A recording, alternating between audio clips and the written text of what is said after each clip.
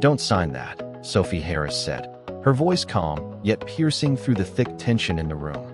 Moments later, the truth came out, and everything changed.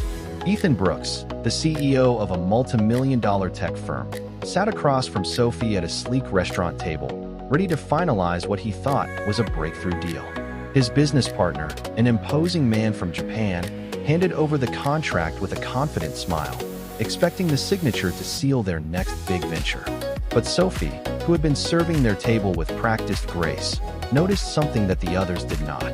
As she walked past the table, the words on the contract caught her eye. They didn't make sense. She didn't know exactly why, but something about the figures didn't add up.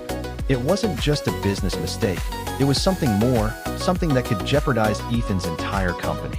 Ethan, who had been checking his phone and barely paying attention, glanced up when he noticed Sophie's sudden pause. "Is everything all right, Miss Harris?" he asked, his tone dismissive, as though the waitress couldn't possibly be concerned with something so important.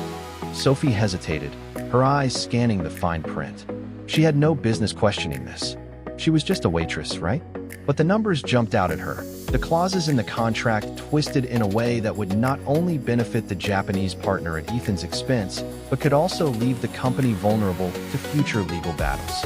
Ethan's arrogance, typical of men in his position, had blinded him to the fine details, and Sophie, though no expert, saw the trap. It was a long shot, but she had to speak up. "Excuse me, sir," she said, her voice steady, but the room seemed to grow quieter around them. "I don't think you should sign that contract. There's an error in the terms that could cost you millions." Ethan raised an eyebrow, looking at her as though she had just spoken in another language. "What are you talking about?" he asked, clearly irritated. "I'm just a waitress, sir. But if you look here," she said, pointing to a specific clause, "this section leaves your company open to a lawsuit from the other party. It's not just about the money, it's about control. They're trying to push you into a corner." For a moment, the room was silent. Ethan looked down at the contract, his confident demeanor faltering as he scanned the words Sophie had pointed out. She wasn't wrong. His eyes flicked back to her, an unfamiliar mix of surprise and suspicion in his gaze. "Who are you?" he asked, his voice lowering. Sophie took a breath, feeling the weight of the room on her. "I used to work as a financial analyst before I moved here to care for my mother. I know a thing or two about contracts," she said quietly. Ethan's expression shifted from disbelief to something more thoughtful, and for a moment, he looked at her as if seeing her for the first time. Sophie had expected him to scoff or brush her off, but instead, he leaned back in his chair, his arms crossed, eyes narrowing. "Why didn't you tell me sooner?" he asked, genuinely intrigued now. Sophie shrugged, not meeting his eyes. "I didn't think you'd listen to me." Ethan chuckled, a soft sound that seemed out of place. "You're right. I didn't think I'd listen to you either."